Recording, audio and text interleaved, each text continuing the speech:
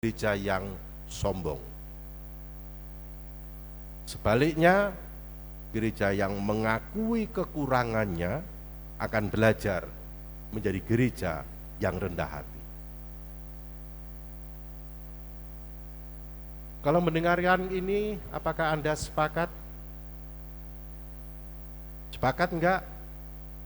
Ya, kok yang jawab sini aja? Sepakat? Oke, kalau sepakat, mari kita membicarakan dengan penuh iman bagaimana peristiwa Injil tadi. Kita tahu persis Yakobus, Yohanes, anak-anak Zebedius. Mereka adalah sebagian dari para murid Tuhan Yesus yang kayaknya dalam tanda kutip menjadi pilihan. Karena berapa kali momen Tuhan itu mereka diajak. Kita nggak cukup tahu persis latar belakang permohonan kedua murid tadi. Saya sangat menduga itu muncul karena mereka telah melihat kemuliaan Yesus di atas gunung. Masih lupa enggak peristiwa kemuliaan Yesus di atas gunung? Masih? Kalau masih saya ingatkan. Itu yang diajak para murid siapa? Petrus, Yakobus, dan Iya, Yesus ketika mulia karena kemudian nampak sekali suasana, lalu ada dua tokoh nabi besar perjanjian lama. Siapa? Aan. Bukan, yaitu Musa dan Elia. Dan bagaimana kemuliaan Tuhan itu dilihat oleh Petrus, Yakobus, dan Yohanes. Sampai Petrus berkeinginan mendirikan tenda. Sudah enggak lupa ya? Ya. Sangat mungkin karena mereka telah melihat kemuliaan Yesus di atas gunung. Rupa-rupanya mereka bisa menjadi buta karena telah mendapatkan anugerah yang begitu istimewa. 9 murid lainnya enggak mendapatkan loh penglihatan itu. Sopo senggak seneng. Nah, bola bali dijai Gusti Yesus. Sing lainnya enggak dipilih. Pernah kita iri? Ya, enggak perlu dijawab tapi. Dan lebih lebih celaka kalau boleh saya katakan, peristiwa Injil ini, teks ini diletakkan setelah Yesus memberitakan penderitaan dan penolakan yang akan dia alami. Jadi wingi Yesus baru menyatakan anak manusia akan ditolak, menderita, dan dibunuh. Terus muncul teks ini.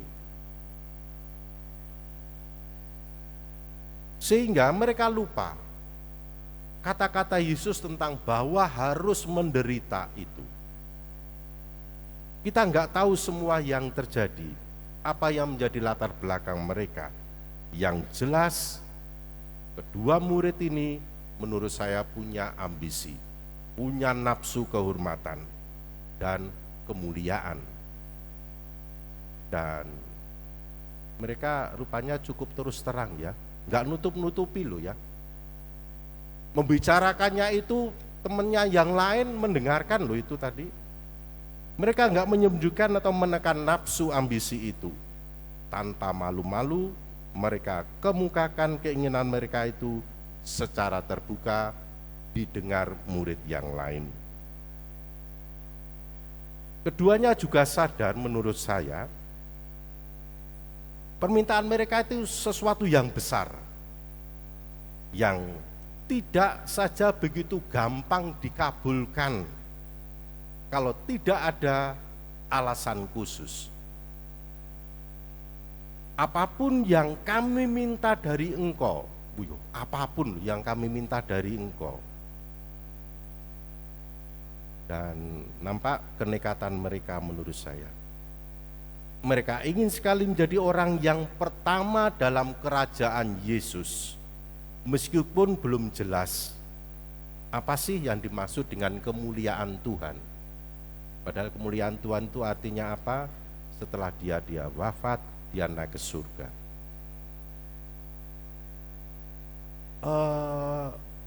Saudara-saudari, semua para murid ini sebenarnya memang menaruh harapan kepada Yesus.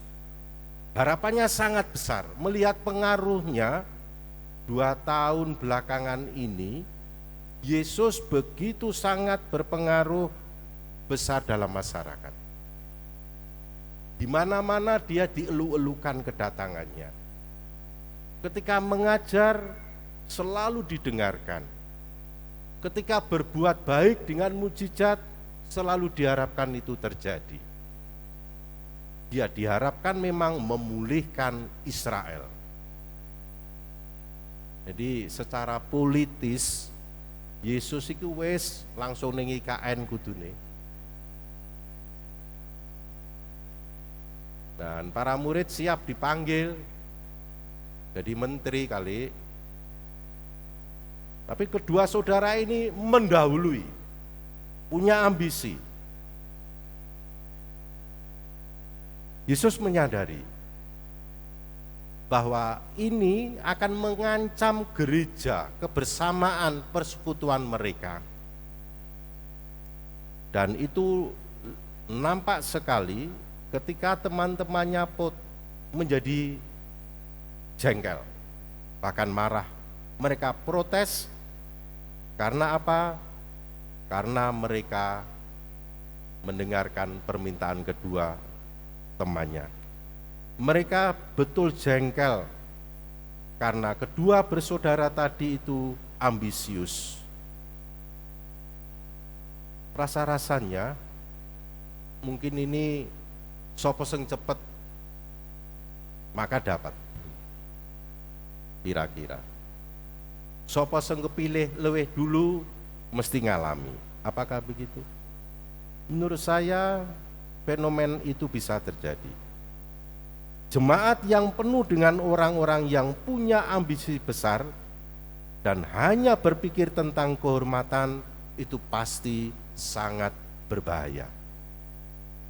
Dari sebab itulah Tuhan mengumpulkan mereka tadi, membicarakannya dengan penuh iman dengan murid-muridnya.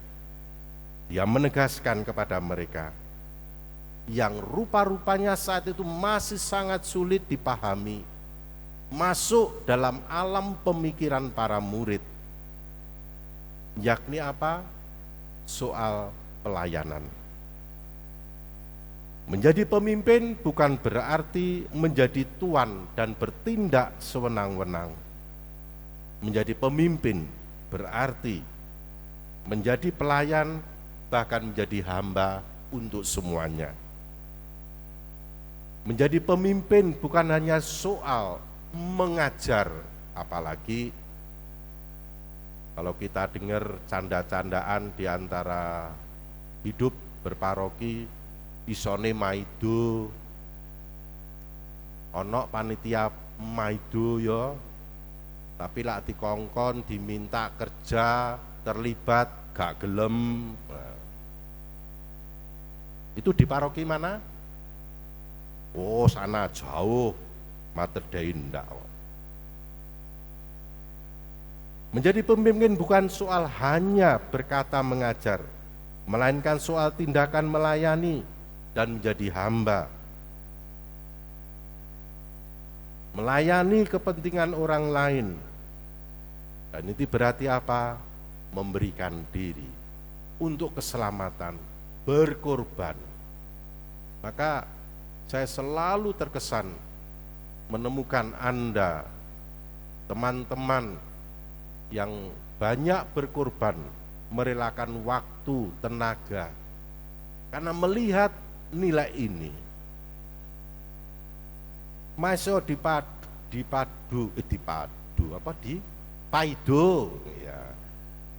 Masih dipikir sengkurang bener. masih yo dirasani, tetap belajar rendah hati, tetap menerima itu dengan bijaksana, walaupun gak gampang.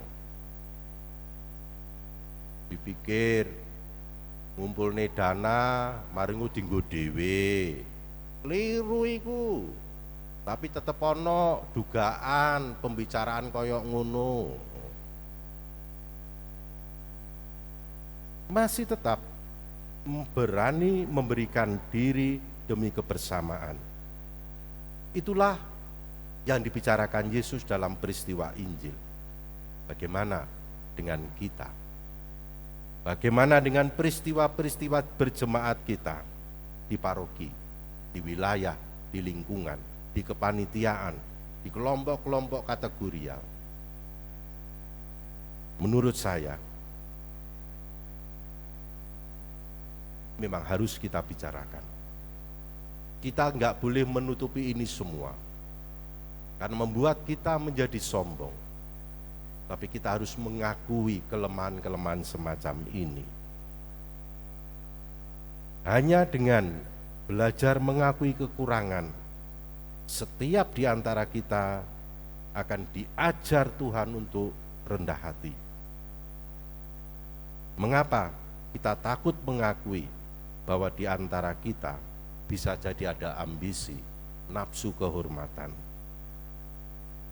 Syukur kepada Tuhan bahwa Yesus Kristus Tuhan kita ini telah menebus kita untuk selalu memperingatkan untuk mengikuti Dia. Semoga Injil hari ini selalu menjadi inspirasi pengingat iman. Siapapun kita, bagaimanapun kita dalam hidup berjemaat, Injil hari ini membantu kita. Berkat Tuhan menyertai kita.